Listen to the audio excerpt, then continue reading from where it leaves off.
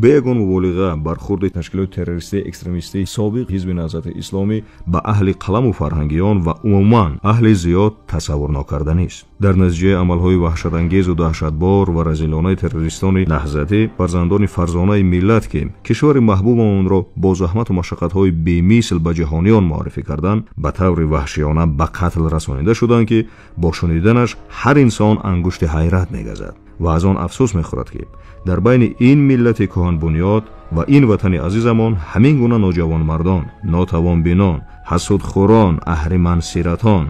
و کژدم پیشگان هم موجودند. چون که هیچ یک انسان پسترین و ناآگاه و کم عقل و بی‌فراست هم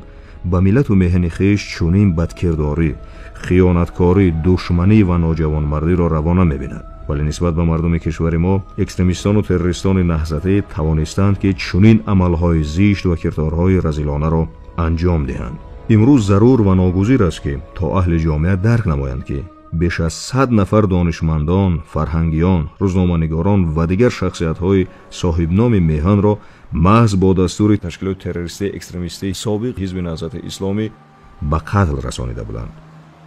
سند و دلیل‌های ثابت شده از آن شهادت می‌دهد که کشتار سیاستمداران و عالمان و فرهنگیان و روزنامه‌نگاران شناخته کار دست نهضتیان تروریست است.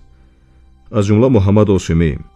منهاج غلاموف، یوسف اسحاقی، سیف افردی، مایانشاه نظرشایف، کرم‌الله قربانوف، عطاخان لطیفی، محیدین عالمپور، خوشبخت حیدرشاه،